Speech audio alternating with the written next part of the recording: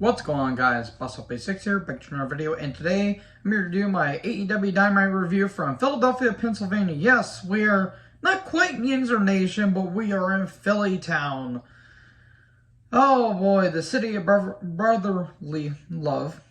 I always usually get that word mixed up with something else, but I digress. Home of the Philadelphia Eagles, the 69ers, or no, 76ers. 69ers, though, that would have been a great team. I wonder who would have been on that team. Probably Ron Jeremy, but no, that would have been the coach. Where am I going with this? I don't know. Also, home of the Flyers. And, well, this crowd was hot for the most part, but there were points where either A, they didn't give a shit, or B, they were on their hands. Because, man, there were points of this show where this crowd did not give 10 shits, but they're on the road to the anniversary show, which is next week, and they're on the road to Full Gear. And, yeah, they haven't done anything for Full Gear yet because, well, Full Gear is in a couple of weeks, or it's in November. So, anyways, let's talk about the show. But Jericho Appreciation Society come down, and the show is already tapered off there. How many gimmick name changes is Jericho going to have to stroke his own ego? Ayatollah Rock and Rolla, the king of the world, the best in the world, what he does, La Champion, La Sex God, so many, the Demigod, so many stupid fucking names, the Wizard, and now he's the Ocho, trademark, because he's an 8-time world champion. Do you get it? Do you get it? Why are they dressed like Waluigi's Outcast is what I put down. Speaking of Luigi Primo is there. He's an anti-vaxxer, so that dude can go kick rocks for all I care. Oh, Jesus Christ. This is something they pulled out of the WCW 2000 Vince Russo's ass, because this was terrible. Oh my God, was this ever egregious. The crowd wants pizza, but they ain't getting pizza, and they booed. Why is Anna Jay screeching? I really hope she benefits from this, but unfortunately she's with, the Goons, a.k.a. Tay, Sammy, and so many others. Jericho talks about his match tonight against Bandito, and he gives Garcia a purple hat, but Garcia doesn't want the hat, so he throws the hat down and he punches Luigi. And Jericho says, I'm going to say this once, I'm going to say it again. Are you a sports entertainer or are you a pro wrestler? And all of a sudden, Danielson comes down. You're a grown man. You can stay with the Jericho Appreciation Society, or you could join the Blackpool Combat Club. You could team with Sammy and those, or you can team with me and Mox and all that stuff. And Garcia's had enough. He's fed up and he's pissed. And he says, how about next week me? Danielson takes on Sammy and you, Jericho. And Menard's like, whoa, hold up a second. That ain't going to happen. He wants to punch Brian in the face. Okay, let's have a match. This took 20 goddamn minutes of my life I'm never getting back, by the way. Regal on commentary. Excalibur does address the Hurricane Ian situation. I do want to address that as well. For those of you who are living down near Florida, my thoughts and condolences for you guys, because man, I've seen some things, and oh boy, that does not look good. There was a shark legit swimming in the streets. I'm not even kidding. That is goddamn terrifying. But if you guys are watching this and you're currently suffering through, going through the events of Hurricane Ian, I hope you guys make it out okay. But anyways, back to the regular scheduled program. So Regal's on commentary. We do a bit of a card rundown tonight, and Regal calls Excalibur my little Rice Krispie treat snack crackle pop, because Regal's having a goddamn blast with Excalibur. Menard took on Danielson. Well, it wasn't dull, but at the same time, you're expecting me to care about a person in the Jericho Appreciation Society. Danielson wins. I didn't notice some welts on his back, but it's probably because he's got that cup therapy that he does help relieve stress on the back. It's like what Kyle O'Reilly was doing. So I did notice that, and I'm like, oh God, Danielson's got welts on his back, but no, it's just probably doing the cup therapy that he's doing, that O'Reilly was doing as well. So Danielson wins, and then Claudio uppercuts Parker. Okay. So MJF video package and about what happened last week. And Yuta comes down. And Yuta wants MJF, and he is pissed. He is fired up. Yuta can talk. It's just sometimes he kind of feels like he's out of his comfort zone. And his voice kind of cracks a little bit as well. It's actually kind of funny. And MJF shows up with a Mets shirt. He just knows how to get the crowd. And he talks about all of his devil worshippers. And he calls Tony a fat old prick. And he talks about the indies and how became where they are now. And he talks about being the biggest draw in AEW. And he says, I make more money than all the people here combined. And he talks about how the Phillies will never get into the World Series again. And they haven't been there in like 11 years or something like that. Which sucks because there's some good moments with the Phillies. But at the same time, oh, geez, they have a lot of questionable teammates there, like Joey Votto, but I digress. I'm kidding. Votto is not bad. He just has a big temperament problem. And also Bryce Harper. Man, I'm just taking shots at MLB players for no goddamn reason, but I digress. So, Yuta doesn't want to beat up MJF. He wants MJF in a pool blood, and you don't know what happens in Philly, stays in Philly. I thought that was the biggest thing. So Yuta goes up the ramp, but the gun club show up, and MJF says, you guys are not worthy of hearing my catchphrase, so one of the guns says it, and there you go. They're going to be having a match next week. Okay. I'm not really on board with this, but at least it's it's planting the seeds for what MJF is going to be doing when he eventually cashes in at his Money in the Bank poker chip thing, whatever the fuck they're doing with him. Lethal and a Darby Allin video package. They're having a match next week. That should be pretty interesting. And it's going to be a one-on-one. The Dutt and the big tall motherfucker side I'm saying is not going to be at ringside. So Juice Robertson took on Jon Moxley, World Title Eliminator, Regal on commentary. IWGP US title rematch, rivalry, whatever the hell you want to call them. I love Juice, but his stuff with Bullet Club is getting very fucking pretentious at this point. Juice jump starts. MJF is in the skybox. It wasn't bad, but the crowd didn't know how to react to it. Moxley was bleeding. I think he bled hard way. That looked pretty vicious.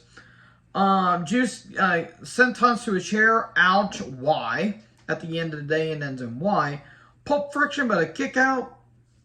Some more exchanges and more counters. This wasn't their best match. They had way better matches in New Japan, obviously, but this match was fine for what it was.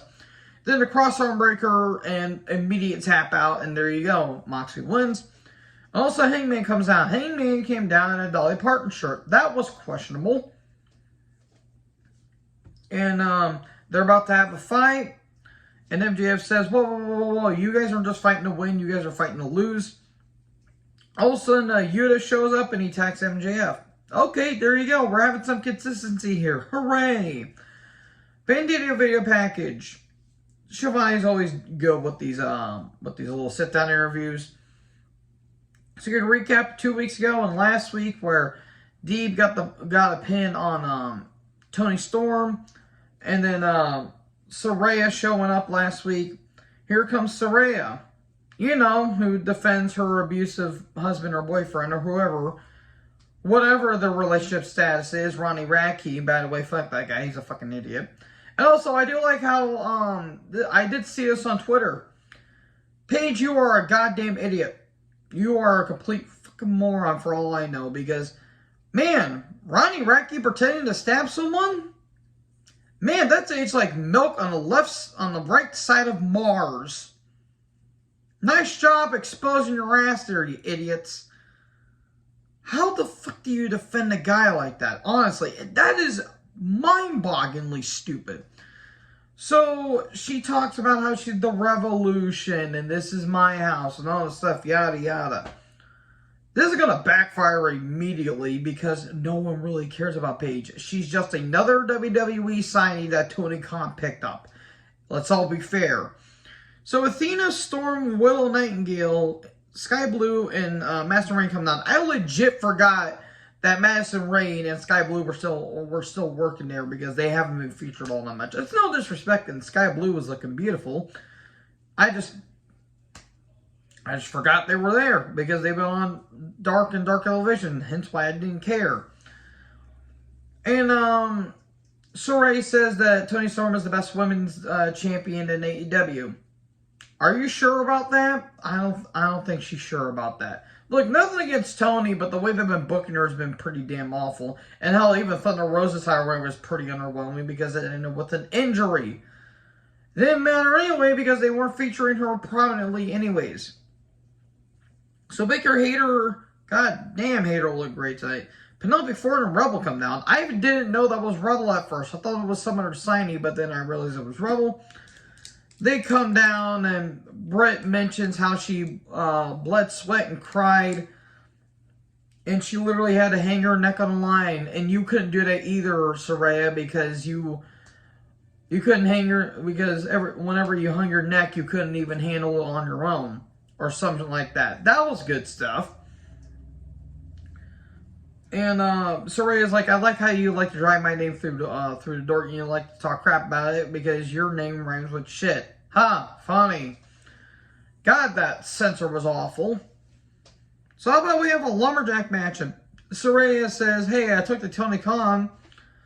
You know, a boss saw, actually listen to me. We get it, Paige. You got screwed over by WWE. Even though that technically you didn't get screwed at all. Your neck got screwed because you took not really a bad looking kick by Sasha, and that fucked your neck up.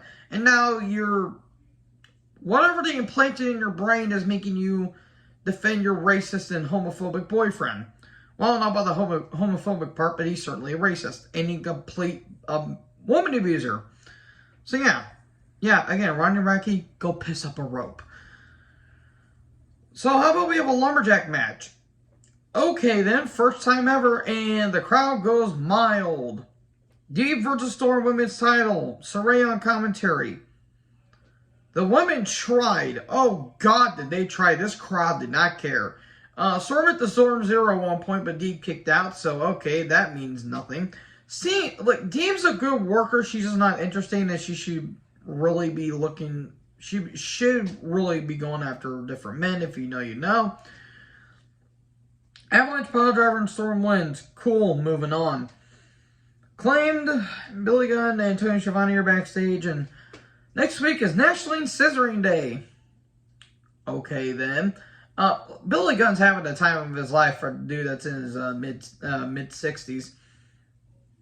So then Lee shows up, and he says, well, Swerve and I kind of have unfinished business with you, Billy, because you inadvertently cost our title match.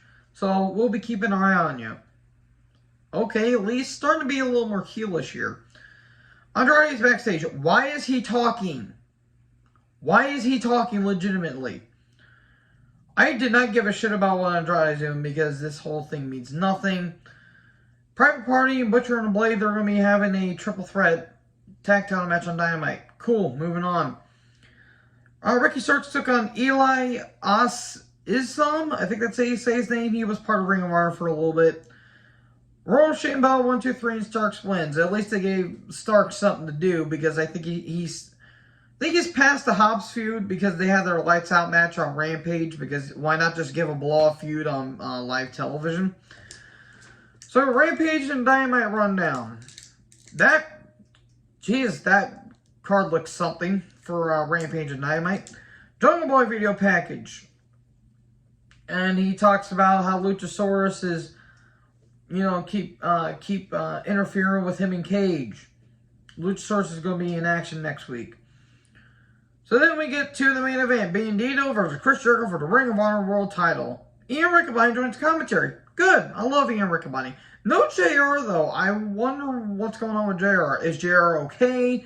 Are they giving him some time off to recuperate? Because the dude battled through skin cancer, so I'm guessing they're giving him time off. But JR, if he's doing okay, I hope he get better. God. Jericho was gassed within the first... If this match went 10 minutes, it would have been fine, but this went on forever, and it felt like it didn't want to end. Bandito is fucking phenomenal. If you guys are wanting to get into his style of matches, I recommend, well, I wouldn't recommend this match because this match was alright for like the first 10 minutes and then it just went to hell afterwards. But Bandito is fucking phenomenal. I love the guy. Absolutely great. And he's only in his, I think he's in his mid-30s, I think, too, which is pretty insane. They keep mentioning how he's a former world champion. He technically never lost the world title because he had to vacate it because of COVID restrictions and all that stuff. So Bandito showed off impressive strength at one point where he had Jericho in a delayed vertical suplex for like a full minute. That was absolutely great stuff. There was a crow breaker off the second rope, but a kick out. Hurricane Rana on the outside. Lion Salt, the kick out. We get kick outs galore. We get the walls locked on. Bandito's mouth got busted open, or his nose got busted open at some point. Actually, it looked pretty cool with the white mask and like you see the red and all that stuff. That looked pretty cool. Bandito makes it to ropes. That beautiful moonsault fall-away slam off the top. Chef's kiss. I love that. But we get a kick out. X knee and a 21 plex that puts a lot of people out, but no, a kick out. And then like not even 10 seconds later, Jericho's back up. So there you go. Mask gets pulled down. Bandito almost got the pin on Jericho, but into the Lion Tamer, and Jericho wins. Cool. I hope Bandito gets something out of this, which most likely isn't. This is what they did. They took the title off of Claudio for this. And he wants Bobby Cruz in the ring. And Jericho says, I'm going to destroy the dynasty of Ring of Honor. Well, you already did by winning the world title there, Jericho. How about I'll defeat all the legends. I'll destroy all the commentators and all that stuff. And he's challenging Danielson for the world title in 2 weeks in Canada. Okay, and then he attacks Bobby Cruz, who was the Ring of Honor ring announcer. I really like Bobby Cruz. He's got a lot of personality and enthusiasm. So there you go. Your Dynamite ended on that. Oh well, all's well that ends well. Anyways, what do you guys think about this show in the comment section below? Make sure you guys like, comment, subscribe, tap the little bell for more notifications. Join the herd. Talk in the next video. Peace out.